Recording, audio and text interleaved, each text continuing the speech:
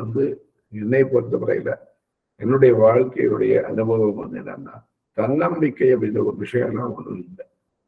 அந்த விஷயமே வந்து ஒரு மித்தது. அதை வந்து நீங்க வந்து ரொம்ப பிடிச்சிட்டு தொங்கிட்டு இருக்க வேண்டிய அவசியம் இல்லை. தன்னம்பிக்கை அப்படின்ற ஒரு விஷயம் வந்து ஒண்ணு இல்லை. ஏன்னா இந்த பிரபஞ்சத்துக்கு ஒரு விஷயம் இந்த இந்த இந்த இந்த உலகத்துல வந்து பாத்தீங்கன்னா நம்ம வந்து அம்மா வயிற்றுல பிறந்திருக்கிறதுன்றதே வந்து ஒரு வரலாறு. நம்ம எல்லாம் வந்து பாத்தீங்கன்னா இதெல்லாம் இம்பார்ட்டன்ட் பாயிண்ட்ஸ். இது தெரிஞ்சிருச்சுன்னு வச்சுக்கோங்க, ஒரு மனுஷனை யாராலையும் அசைக்கவே முடியாது, சத்தியமா அசைக்க முடியாது. தன்னம்பிக்கை அப்படின்ற ஒரு விஷயம் வந்து ஒரு ஜோக்கு என்ன பொறுத்தவரையில. ஏன் அப்படின்னா, இப்போ உங்க எல்லாருக்கும் தெரியும் நினைக்கிறேன், ஒரு ஆணும் பெண்ணும் இணையும் போது அந்த விந்தணுக்கள் வந்து பாத்தீங்கன்னா மில்லியன்ஸ் ஆஃப் அந்த விந்தணுக்கள் வந்து டிராவல் ஆகும். அதுல அத்தனை அதாவது மில்லியன்ஸ் ஆஃப் அந்த விந்தணுக்கள்ல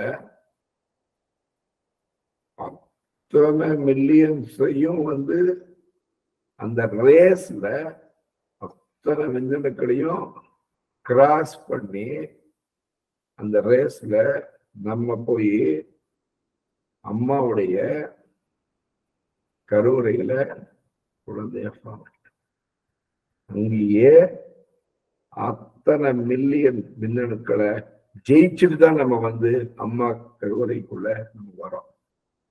ஓகே, அங்கேயே வெற்றி ஸ்டார்ட். நமது பிறப்பே ஒரு ஒரு விட்னஸ். ஓகே, நான் சொல்றது புரியுதுங்களா? எல்லாமே அடல்ட்ஸ் அப்படின்றதுனால நான் கொஞ்சம் ஓப்பனா பேசுறேன். சொல்றது புரிஞ்சா நீங்க வந்து ஜஸ்ட் தம்ஸ் அப். பெரிய விஷயம் சார், என்ன தமாஷா சொல்றேன். மில்லியன்ஸ், ஒரு மில்லியன் தான் 10 லட்சம். மில்லியன்ஸ் ஆஃப் விந்தணுக்களை வந்து நம்ம ஒண்ணு ஜெயிக்கிறோம் இல்லையா? அம்மாவுடைய கருவறைக்குள்ள வந்து ஒரு குழந்தைய வந்துட்டால அதுவே ஒரு வரலாறு சார். இதுக்கு மேல போய் தன்னம்பிக்கை இதெல்லாம் கெட்ட வாக்குதான் வருது. தன்னம்பிக்கை, மண்ணாங்கட்டி எல்லாம் தெரியுதெல்லாம் ஒண்ணும் கிடையாது. நம்மளால முடியும்ன்றதுனாலதான் அது வந்து நடந்துச்சு. நமக்கு அந்த கெப்பாசிட்டி இருக்குதுன்றதுனாலதான் சார் அது நடந்துச்சு. யோசனை பண்ணுங்க. ஏன் வந்து அத்தனை மில்லியன்ல வந்து நம்ம தான் வந்து ஒரு குழந்தைய வந்து ஒரு பிறந்தோம் இல்லையா?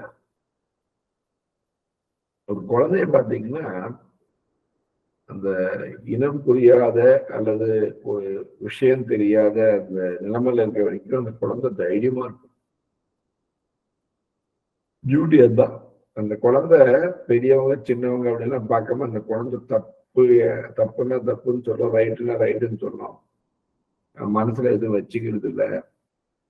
நீங்க திட்டினாலும் அடிச்சாலும் கொஞ்ச நேரம் கழிச்சு டேடி அங்கிள்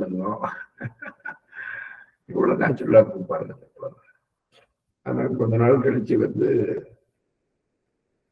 அநியாயமா அந்த குழந்தைய வந்து ஒரு வழி பண்ணுது இந்த சமுதாயம், குடும்பம் எல்லாம் பண்ணதுனால அந்த குழந்தை வந்து இயற்கையா இருந்த குழந்தை செயற்கையா மாறுது. நம்மளே வந்து சொல்லி கொடுக்குறோம். நம்மதான் ஒரு பக்கம் குட்டியே உண்மைதான்டா பேசணும் அப்படின்னு குழந்தைக்கு ஒரு பக்கம் நம்மளே சொல்லிட்டு, யாராவது போன் பண்ணா இல்லைன்னு சொல்லு, அப்பா இல்லைன்னு சொல்லு அப்படின்னு நம்மளே சொல்லிடுவோம் போன்ல. நல்ல வலி இது. நம்ம வந்து உண்மையத்தான் பேசணும்னு சொல்றது நம்மதான். இன்னொரு பக்கம் யாராவது போன் பண்ணா நம்ம வந்து அப்பா இல்லை சொல்லு அப்படின்னு நைஸா சொல்லி கொடுத்து அந்த குழந்தை கையில போய் பேச வைக்காது சார்.